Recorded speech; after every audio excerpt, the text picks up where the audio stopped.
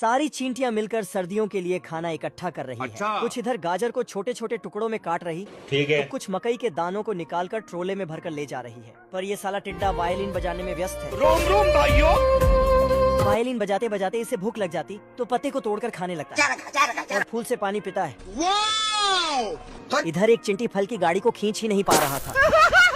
टिड्डा इसके पास आकर बोलता है, भाई देखो, मैं नहीं जाता कहीं पैसा वैसा कमाने, ना मैं कोई मेहनत करता, मैं बैठा हूँ किस्मत के भरोसे। फिर टिड्डा वायलिन बजाने लगा और चिंटी डांस करने लगी।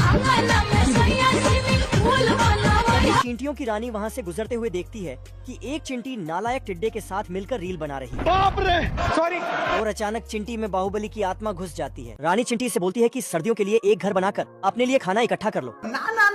झुक के रहना पड़ेगा मेरे आगे, क्योंकि मैं अपने में खुद हीरो हूँ। ये सुनकर रानी गुस्से से वहाँ से चली जाती है और टिड्डा भी वायलिन बजाते हुए अपने रास्ते निकल लेता है। अरे हम तो फकीर आदमी हैं, झोला लेके चल पड़ेंगे। धीरे धीरे ठंड का मौसम आने लगा।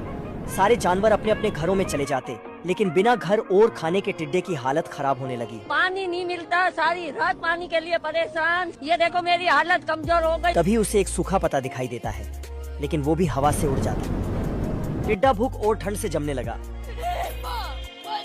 लेकिन किसी तरह चींटियों के घर तक पहुंचकर दरवाजा ठोकता है। कौन है बे? क्या हुई? चींटियां इसे उठाकर अंदर ले जाती और गर्म गर्म पानी में बिठाकर चाय पिलाती है। Sorry sorry sorry. रानी चिंटी इसका वायलिन इसे वापस दे देती तो ये यहाँ से जाने लगता। तभी रानी इसे बोलती है कि तुम हमारी चींटियों के लिए यहाँ वायलिन बजा सकते हो। फिर ये खुश होकर कुछ ऐसा बजाता है। आज की रात मजा।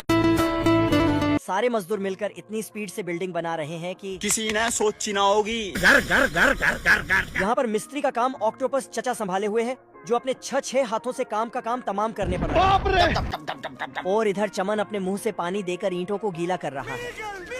इधर ये दोनों भाई भी पूरे जोश में लगे हैं और ये मशीन मसाला बनाने के लिए तड़का लगा रही है। भाई आज ऑमलेट नहीं बनाऊंगा, आज तेल का ऑमलेट बनाऊंगा।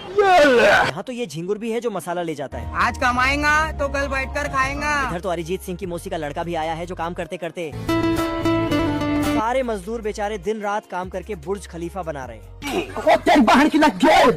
और यहाँ ये दो बड़े लोग छोटे हथौड़े से मार रहे हैं और ये छोटू बड़े हथौड़े से जोर लगा रहा है। क्या देखना पड़ रहा है? और ये बिल्डिंग भी इतनी तेजी से बन रही है कि इसे बनने से बादल भी नहीं रोक सकता।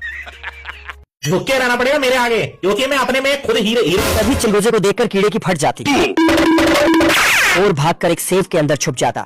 चिलगोजा कंफ्यूज होकर फिर थोड़ी देर सोचकर अंडी मंडी संडी करके एक सेव को चुनता है और जैसे ही उसके पास जाता सारे सेव चले। भगवान क्या जुल्म है। तभी पत्थर से टकराकर सेव टूट जाता। इस बार कीड़ा टूथपेस्ट के अंदर घुसकर उसका ढक्कन बंद कर देता। चिलगोजा जैसे ही ढक्कन खोलता तो कीड़ा वापस बंद